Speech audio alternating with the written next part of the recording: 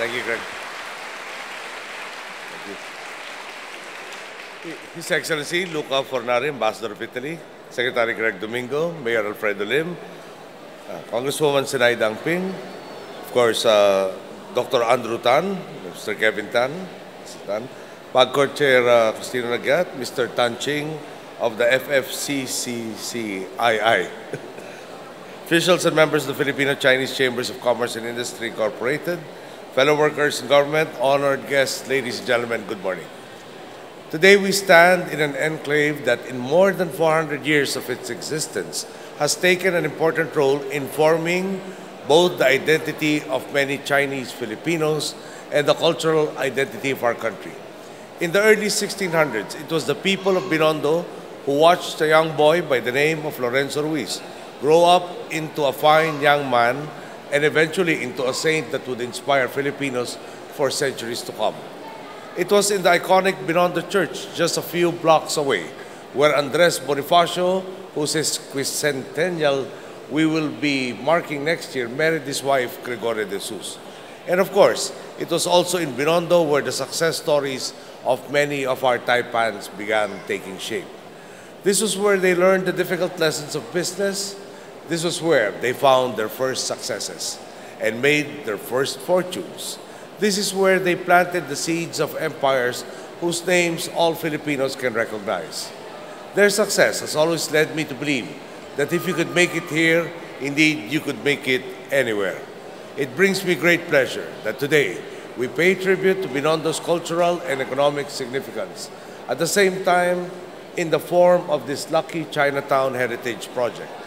Many of us have seen Binondo through the years as a place of small, quaint, family-owned shops.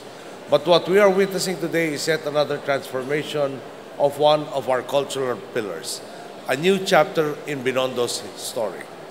Consider how much the real estate in this part of Manila must be.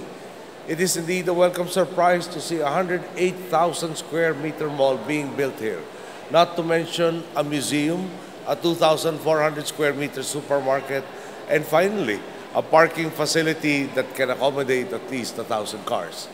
I am told this project cost a total of 7 billion pesos and is expected to give rise to 4,000 new jobs. It is comforting to have renowned companies like Mega World affirm their confidence in our country, not just through words, but in the form of pesos and centavos. We know that companies don't simply decide to spend 7 billion pesos on a project. They do their homework. They know that they can build a successful mall here because there is a market for it, a market that has the capacity to patronize the mall. And this is something that several businesses from here and around the world are realizing. Doing business is more fun and more profitable in the Philippines. I wish the Lucky Chinatown Heritage Project even more success in the future. At the same time, I am hopeful that they can coexist with the smaller shops of Binondo. Our country is changing. Our economy is on an upswing. The global community has confidence in us, and our people are more optimistic about their futures than ever before. I believe that as we grow, we should be able to preserve the values and unique components that together form our national identity, which is why I hope that Chinatown never loses the character that makes it distinct. If we are able to enact our reforms for an even longer period, our country will go through even more positive change.